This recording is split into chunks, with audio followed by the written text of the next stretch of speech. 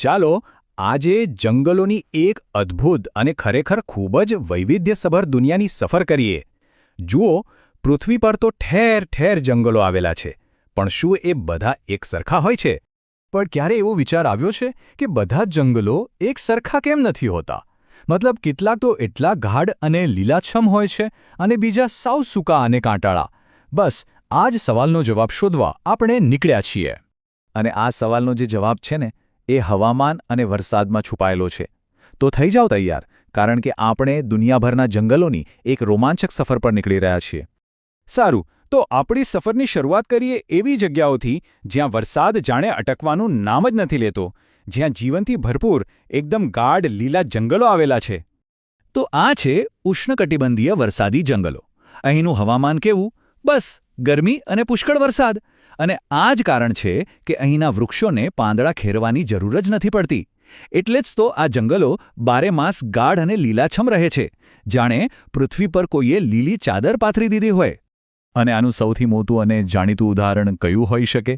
બીજું કોઈ નહીં, એમેઝોન રેન ફોરેસ્ટ. ખાલી નામ સાંભળતા જ આંખો સામે પેલું ગાઢ, ભેજવાળું અને અસંખ્ય જીવોથી ધબકતું જંગલ આવી જાય છે. ચાલો હવે આપણી સફરને એવી જગ્યાઓ તરફ લઈ જઈએ જ્યાં જંગલો પણ ઋતુઓ સાથે રંગ બદલે છે. આપણો બીજો પડાવ છે પાનખરના રંગીન જંગલો. આમને કહેવાય ઉષ્ણકટિબંધીય પાનખર જંગલો. અહીં વરસાદી જંગલો જેટલો બધો વરસાદ નથી પડતો. અને એમની સૌથી મોટી ખાસિયત શું છે ખબર છે? ઉનાળામાં જ્યારે પાણીની અછત હોય ત્યારે પાણી બચાવવા માટે આ વૃક્ષો હોશિયારીથી પોતાના પાંદડા ખેરવી નાખે છે. અને આવા જ જંગલો શોધવા માટે ક્યાંય દૂર જવાની જરૂર નથી.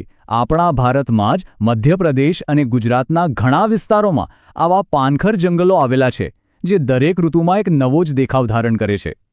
તો જો આપણી સફરના આ પડાવ પર એક નાનકડી સરખામણી કરી લઈએ. અહીં સ્પષ્ટ દેખાય છે. એક તરફ વરસાદી જંગલો, જ્યાં ભારે વરસાદ અને બારેમાસ લીલા પાન, અને બીજી તરફ પાનખર જંગલો, જ્યાં મધ્યમ વરસાદ અને ઋતુ પ્રમાણે પાંદડા ખેરવવાની કળા. હવે આપણી સફર ગરમ વિસ્તારોમાંથી નીકળીને ઠંડા પ્રદેશો તરફ જઈ રહી છે. ચાલો જોઈએ કે ઘટતું તાપમાન જંગલો પર કેવી અસર પાડે છે. આ છે સમશીતોષ્ણ જંગલો. અહીંનું હવામાન ઠંડુ અને મધ્યમ હોય છે. અને આ જંગલોની ખરી સુંદરતા એ છે કે અહીં પાનખર એટલે કે પાંદડા ખેરવતા વૃક્ષો અને સદાબહાર એટલે કે હંમેશા લીલા રહેતા વૃક્ષો બંને એક સાથે જોવા મળે છે. કેવું અદ્ભુત મિશ્રણ! આનું એક ખૂબ જ પ્રખ્યાત ઉદાહરણ છે જર્મનીનું બ્લેક ફોરેસ્ટ. તેના ગાઢ વૃક્ષો અને રહસ્યમય વાતાવરણ એટલું પ્રખ્યાત છે કે તે તો ઘણી લોકકથાઓ અને વાર્તાઓનો પણ ભાગ બની ગયું છે. ચાલો હજી થોડું ઉત્તર તરફ જઈએ. પૃથ્વીના એવા ઠંડા વિસ્તારોમાં જ્યાં ટકી રહેવું એ જ એક મોટો પડકાર છે. અહીંના જંગલો જાણે કઠોર પરિસ્થિતિમાં જીવવાની કળા શીખી ગયા છે. પણ આગળ વધીએ એ પહેલાં એક શબ્દ સમજવો બહુ જરૂરી છે. સૂઈદાર, એટલે કે સોય જેવા પાતળા અને અણીદાર પાંદડા.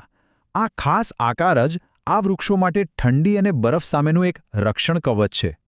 હા, તો આ છે સૂઈદાર જંગલો.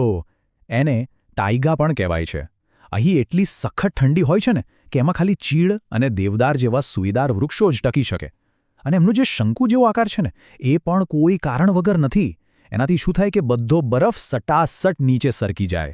ડાળીઓ પર ભાર જ ના આવે. જુઓ તો ખરી પ્રકૃતિની કરામત.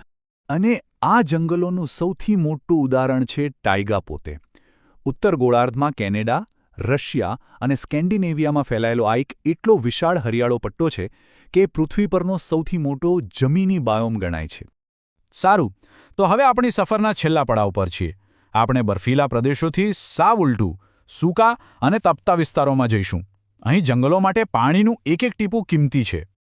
અહીં આપણને જોવા મળે છે કાંટાળા જંગલો. ઓછા વરસાદ અને સૂકા હવામાનને કારણે અહીંના છોડ વૃક્ષોએ ટકી રહેવા માટે એક અલગ જ રસ્તો અપનાવ્યો છે. પાણીનું બાષ્પીભવન રોકવા માટે એમના પાંદડા કાંટામાં ફેરવાઈ ગયા છે. બાવળ અને બોરડી જેવા કાંટાળા છોડ અહીંના રાજા છે એમ કહી શકાય. અને આ સૂકા જંગલો તો આપણા ગુજરાત અને રાજસ્થાનના ઘણા વિસ્તારોની ઓળખ છે. કચ્છનું રણ હોય કે રાજસ્થાનના સૂકા પ્રદેશો, ત્યાંની વનસ્પતિ મોટેભાગે આ જ પ્રકારની હોય છે. તો આપણી આ રોમાંચક સફર હવે પૂરી થવા આવી છે. આપણે ભારે વરસાદવાળા જંગલોથી લઈને સૂકા રણ સુધી અને ગરમ પ્રદેશોથી લઈને બર્ફીલા વિસ્તારો સુધીના જંગલો જોયા. ચાલો આખી સફર પર એક છેલ્લી નજર નાખી લઈએ. આ કોષ્ટક આપણી આખી સફરનો સાર છે. વરસાદી જંગલોથી લઈને કાંટાળા જંગલો સુધી દરેક પ્રકાર, તેનું હવામાન અને તેની ખાસ વનસ્પતિ. આના પરથી એક વાત એકદમ સાફ થઈ જાય છે. જંગલનો પ્રકાર તેના હવામાન પર સીધો જ આધાર રાખે છે. એટલે આમાંથી શીખવા જેવી મુખ્ય વાત એ જ છે કે જંગલોની આ જે અદ્ભુત વિવિધતા છે એ કોઈ સંયોગ નથી. તે સીધી રીતે જે તે વિસ્તારના હવામાન અને વરસાદ સાથે જોડાયેલી છે. જેવું હવામાન તેવા જંગલો. બસ આ પ્રકૃતિનો એક સુંદર અને અટલ નિયમ છે. આ બધી જાણકારી પછી મનમાં એક સવાલ જરૂર થવો જોઈએ. આપણી આસપાસના વિસ્તારમાં આમાંથી કયા પ્રકારના જંગલો કે વૃક્ષો જોવા મળે છે?